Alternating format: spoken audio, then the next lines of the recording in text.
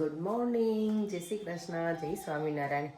એકદમ સરસ મજાની મોર્નિંગ થઈ ગઈ છે અને સવારની શરૂઆત સાથે જ અમારા કાનાજીને સરસ મજા અમે તૈયાર કરી દીધા છે. શનિવાર છે ને તો પીળા વસ્ત્રમાં. ચાલો બ્રેકફાસ્ટ તો આજે બનાવવાનું કાંઈ છે નહીં, કાલે ફાફડા આવેલા છે ને તો પપ્પા કે મને ફાફડા ખાવા છે તો પપ્પા ફાફડા ખાશે. પરેંગને છે ફાસ્ટિંગ, તો એના માટે મારે ફરાળી ભાખરી બનાવવાની છે.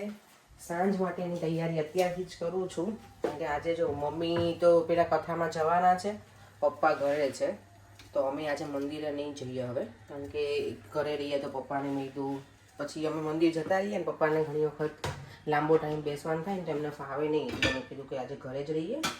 તો સાંજે ઘરે આવી અને પછી બનાવવાનું છે દાળ ભાત શાક રોટલી. તમે તો અત્યારે છે ને ભીંડાનું શાક બનાવવાનું છે, એનું રેડી કરીને જાઓ. અહીંયા રાઈસ પલાળી દીધા છે, દાળ પલાળી દીધી છે અને અહીંયા ભરેલો ભીંડો બનાવો છે ને તેનું બધું મેં રેડી કરી દીધું છે. ભરેલા ભીંડા માટે મેં જો પહેલાંય રેસીપી આપેલી જ છે, પણ તોય આપી દઉં ક્વિક વન. સિંગદાણા લીધો છે, પાવડર સિંગદાણાનો, પછી ધાણા જીરું, હળદર, મીઠું અને લીલા ધાણા અને લસણની ચટણી, એટલું છે.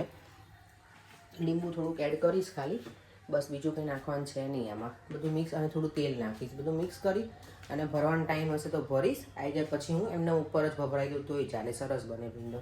તો ભીંડાને ધોઈ નાખ્યું છે ને તેને લૂછીને મસ્ત કરી નાખીએ ફટાફટ રેડી. પછી પ્લેટફોર્મ ક્લીન થશે. પ્લેટફોર્મ તો ગમે એટલું ક્લીન કરીએ, સાંજે સવારમાં પાછા આવીએ ને કિચનમાં એટલે પાછું પેક થવા લાગે, ભરાઈ જાય.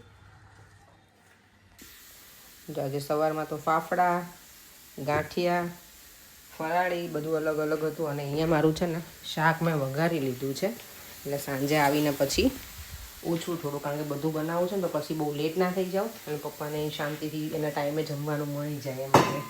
કારણ કે આજ સેટરડે છે તો વહેલા આવી જઈએ થોડા ઘરે, એટલે થઈ જશે ટાઈમે. ચાલો તો સલૂન જવા નીકળીએ. આજે અહીંયાથી ટ્રેન બંધ છે એટલે બીજું સ્ટોપ છે ને ત્યાં પરે મને ડ્રોપ કરવા આવશે. મોર્નિંગ, જય શ્રી કૃષ્ણ, જય સ્વામિનારાયણ. જો આજે સેટરડે છે ને મોર્નિંગમાં ફાફડા આવી ગયા છે જેઠાલાલ સ્પેશિયલ. જલેબી તો નથી આવી, ફાફડા અને કઢીને એવું છે. ફાફડા કોને કોને ભાવે છે? અમારા ઘરમાં મને તો ઓછા ભાવે, તો પપ્પા આવે છે એને બહુ ગમે અને પરેંગને બહુ ભાવે. એ બંને ફાફડાના શું કે બહુ મોટા ફેન છે, ફાફડા અને જલેબીના. પરેંગ તો પપ્પાને જલેબી હવે ખવાય નહીં, ડાયાબિટીસ છે, એટલે બાકી તો એ બંનેને મજા પડી ગઈ આજે. ફાફડા મજા આવી ગયા છે. આજે પણ સરસ વેધર છે. ફરી માર્કેટની વિઝિટ કરાવીશ મોડાથી, હજી અત્યારે નહીં, કારણ કે મારું ક્લાયન્ટ ચાલુ છે ને અહીંયા. જો હોમ ફોમ બોન્સ છે ને એને બધા ફોટોગ્રાફી કરતા હોય. ચાલો જો હવે આપણી સવારી ઉપડી છે ઘર તરફ. માર્કેટ તો ક્રેઝી બિઝી છે. અહીંયા આવે છે ને સ્મૂધી બનાવવા લાગ્યા, પહેલાં નહોતા બનાવતા મને લાગે છે. આજે નથી સ્મૂધી, બધા વાઇન્ડ અપ કરવા લાગ્યા છે હવે બધું.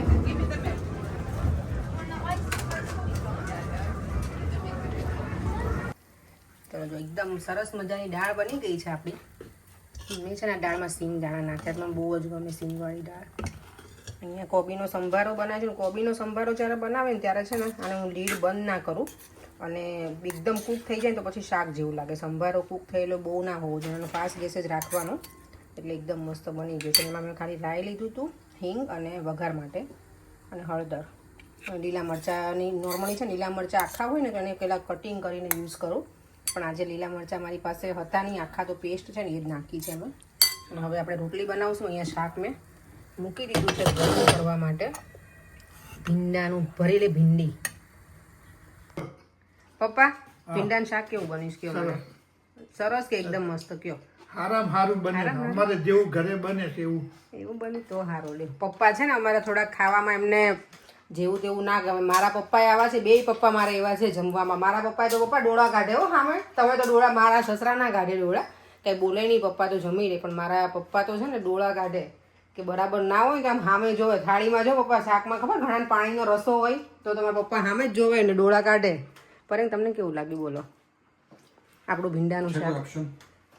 આવું પપ્પાએ વખાણ કરે ને તમે આવું બોલો? એટલે સારું જ છે, ખરાબ હોય તો કઈ છે ઓપ્શન, ખાવું જ પડે. જો અને મારું રાયતા મરચાંનું અથાણું યાદ તો લીધું છે.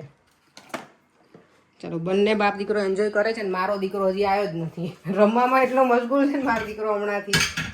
તો જોડે મેં પર ફોન કર્યો પણ એ પાર્કમાં રમતો હશે એટલે હવે મેં તો ગરમ ગરમ બનાવું છું ને રોટલી ને હું તો એ સાથે જમી લઈ યાર પણ નથી હવે.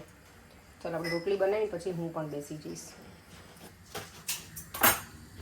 દેવામ તારું ફેવરેટ શાક બનાવી છે ને તાર ઘરે જમવું ને બેટા? શું છે ભીંડાનું માર દીકરો. કાલે ખાઈ શકીશ please? Like this is a once in a life time opportunity મને જવાનું પ્લીઝ.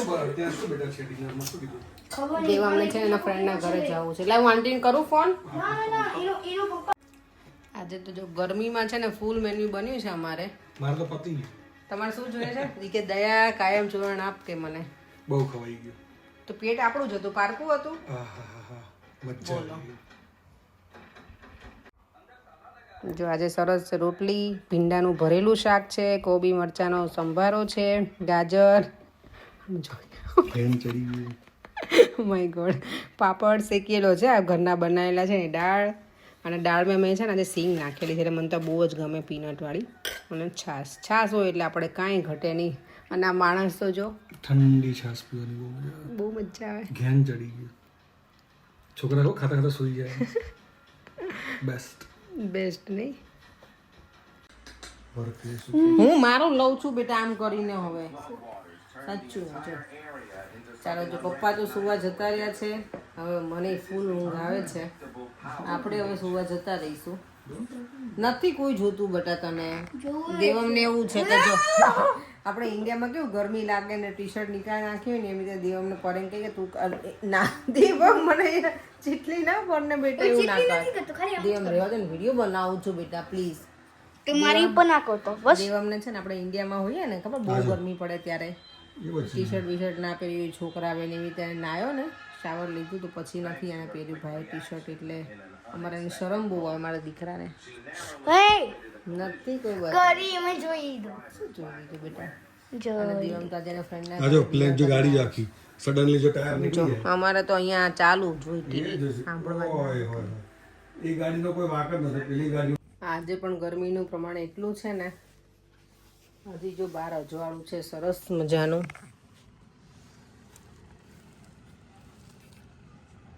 નોર્મલ અત્યારે કેટલા વાગે છે? 9:45 થઈ ગયા છે ને તોય અજવાળું છે. આના બાજુવાળાના ઘરે કામ ચાલે છે એટલે અમારું પાર્કિંગ અત્યારે બ્લોક કરી દીધું છે. પાર્કિંગ બને છે ને એટલે ચાલો આપણે વિડીયોનો એન્ડ કરી દઈએ.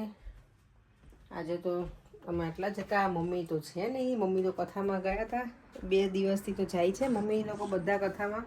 ગઈકાલે હું ગઈ હતી. આજે તો હું નહોતી કે આવતીકાલે જેવી ભગવાનની ઈચ્છા સેટ થશે તો જઈશું.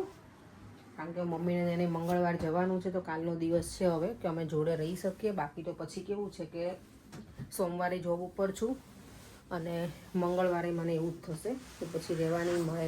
પરેંગ મને અત્યારે જમતા જમતા કે મમ્મીના હાથનું મને કેરીનું શાક ખાવું હતું, કળીનું શાક ખાવું હતું. તો અમે શું કરીએ કારણ કે આ વખતે કેવું છે પેલો અપર મહિનો છે ને અધિક માસ તો મમ્મી પછી ત્યાં પૂંજવા ને એવું જતા રહે ને તો પછી બપોરનું તો જમવાનું ત્યાં જ હોય એટલે. અને રાત્રે અહીંયા હતા ત્યારે એવું હતું કે મને એવું થાય કે હું કંઈક બનાવીને મમ્મીને જમાડું બધું અલગ અલગ વસ્તુ એટલે મમ્મીને કંઈ બનાવવા ના દઉં. અને પછી એવું થાય ક્યારેક ટાઈમ મળશે ત્યારે બનાવશું પણ અત્યારે એમનો જવાનો ટાઈમ આવી ગયો છે હવે એવું થાય છે અમને લોકોને.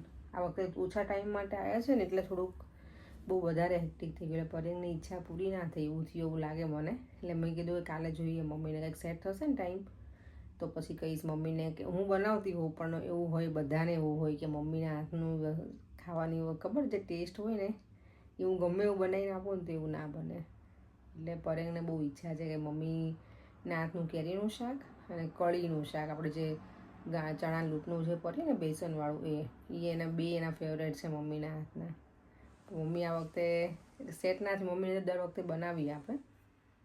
કંઈ વાંધો નહીં હવે જોઈએ કાલે થશે તો ભલે ને તો અમે ઇન્ડિયા જઈશું ત્યારે મમ્મીના હાથનું જમીશું બનાવેલું શાક. ચાલો હવે વિડીયોનો એન્ડ કરી દઈએ. ફરીથી મળીશું કાલે નવા વિડીયો સાથે. Bye bye. જય શ્રી કૃષ્ણ. જય સ્વામિનારાયણ. વિડીયો ગમ્યો હોય તો like share and subscribe. By.